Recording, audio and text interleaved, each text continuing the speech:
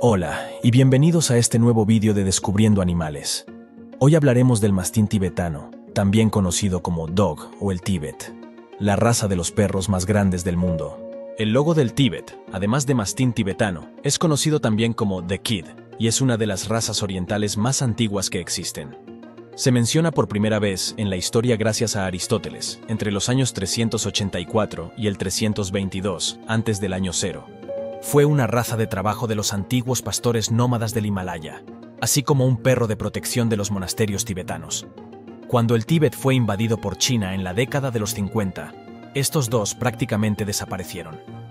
Afortunadamente para la raza, muchos de estos enormes perros terminaron en la India y Nepal y pudieron repoblar. Se cree que el logo del Tíbet es la raza antecesora de todas las razas de mastines y perros de montaña de gran alzada, aunque no existen pruebas que lo confirmen.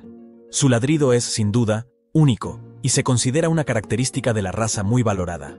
Por otro lado, el dogo del Tíbet destaca por ser un perro fuerte y poderoso, de tamaño grande, muy robusto e imponente. El estándar de la raza lo describe como un perro de apariencia solemne y seria, de fuerza majestuosa. El pelo puede ser de color negro con o sin marcas, fuego azul con o sin marcas, fuego sable o dorado. Se acepta una estrella blanca en el pecho y marcas blancas mínimas en los pies. Esta raza tiene un mínimo de altura, aunque no un máximo, que se sitúa entre los 61 centímetros a la cruz en hembras y 66 centímetros en machos. El mastín tibetano es un perro de carácter independiente pero muy leal y protector con la familia a la que pertenece. Aunque no es un perro muy apegado, disfruta con la presencia de sus familiares. Por el contrario, suele ser desconfiado con personas extrañas. Suele llevarse bien con otros perros y animales, especialmente con perros de su mismo tamaño, aunque este comportamiento está estrechamente relacionado con la socialización que haya recibido de cachorro. Debemos tener en cuenta que estos perros tienen tendencia a ser labradores por su pasado como perros guardianes. Finalmente, no recomendamos la tenencia de esta raza a propietarios poco experimentados.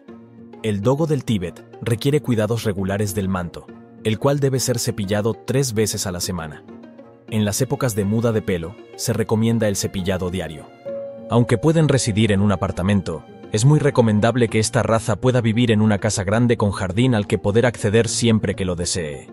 No obstante, tanto si vive en un apartamento como en una casa grande, será básico realizar paseos diarios largos y de calidad con nuestro mastín tibetano. Esta raza se adapta perfectamente a climas fríos o templados, aunque no suelen mostrarse a gusto en lugares especialmente húmedos y cálidos. Debemos tener en cuenta que esta raza, principalmente por su gran tamaño, demandará también una cama grande o juguetes grandes, los cuales suelen tener un coste económico más elevado. También, el alimento diario del perro supone un extra a tener en cuenta. Como hemos comentado anteriormente, este perro necesita un propietario responsable y muy experimentado en el manejo de perros grandes y en el adiestramiento.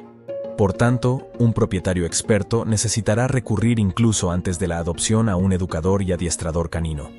Será fundamental trabajar de forma pronta la socialización del cachorro y la inhibición de la mordida, así como los ejercicios de obediencia básica. Recordemos también que el cachorro alcanzará pronto un tamaño considerable, por lo que debemos evitar reforzar conductas que no deseemos, como subirse a las personas, por ejemplo. Una vez el perro ya comprenda las órdenes básicas, nos podemos iniciar en otras órdenes y ejercicios que le estimulen.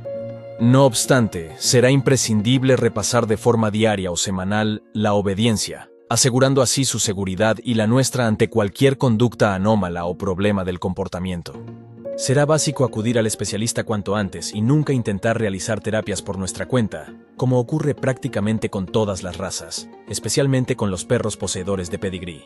El mastín tibetano es susceptible a sufrir determinadas enfermedades hereditarias, como la displasia de cadera, el hipotiroidismo, entropión y distintos problemas neurológicos. También en este apartado, debemos resaltar una característica que sugiere que esta raza es muy primitiva.